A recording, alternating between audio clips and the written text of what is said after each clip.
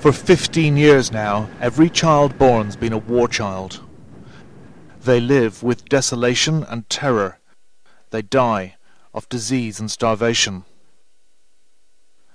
And they grow up too fast. Their mothers and sisters are raped, and their fathers are probably dead. Their villages abandoned, so they hide in the forest.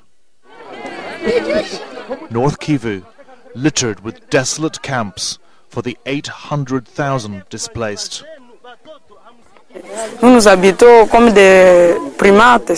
We live like apes, like monkeys. We make shelters for ourselves.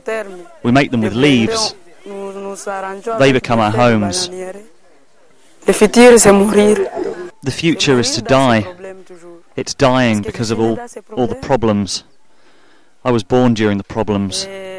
Today I'm 18 years old. As you can see, it's awful. The ripple effects of the genocide in Rwanda still reverberate in the green hills of Kivu. A four-way civil war raging on here, even though they signed a ceasefire 2 months ago. It's killing 45,000 people every month, 1,500 a day, and half are children. This camp is called Cheverie. This man, a displaced person himself, has been keeping detailed records and says there are now 5,500 families here.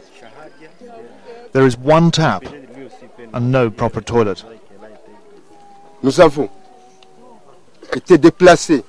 We've been displaced several times and to several locations. The women, the mothers, they're suffering. And that's before you even start talking about the dead. The survivors live in a disastrous situation. It's precarious. Some live in the forest. Some haven't made it here and continue to suffer in the countryside. That's why we'd like to inform the world, to push them to come here to help us. Bakulu came here with her mother and 6 children after her husband disappeared 4 months ago. Our life here is pitiful. We have difficulties eating, we have difficulties sleeping. Finding wood to cook with is also a problem. Nera came here with her 2-year-old son and a fortnight ago gave birth in this little grass hut to Amani, whose name means peace in Swahili. She explained how she'd sliced the umbilical cord with a shard of bamboo she'd snapped off the shack's roof. They burned my house with all of my things in it. We watched it burn. We took nothing with us when we fled. Everything we owned was burned in the house. The they she refers to belong to one of the wandering bands of militia who stalk the Kivu countryside and specialise in killing civilians. This lot belongs to a new group of rogue combatants called Pareko, a notoriously brutal Congolese gang allied to another bloodthirsty militia, this lot, the FDLR, who are themselves linked to the Hutu paramilitaries behind the genocide in next-door Rwanda 14 years ago. Complicated, but there's one common denominator. It's always civilians caught in the crossfire. These women have sneaked back into their abandoned village to visit the standpipe.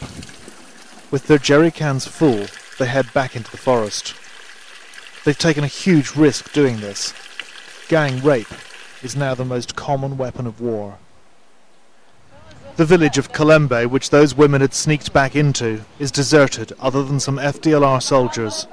The charity Médecins Sans Frontières has finally negotiated access and set up a mobile clinic here.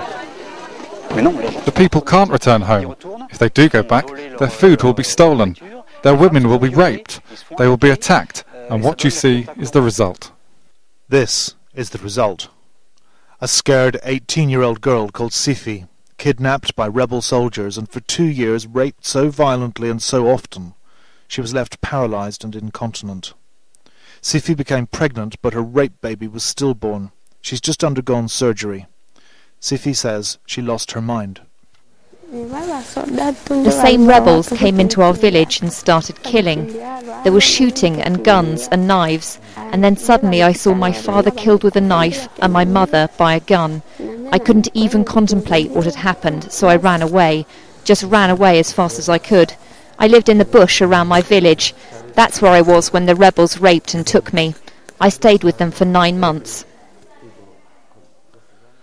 The documented age of Kivu's rape victims is beyond belief, from toddlers to septugenarians.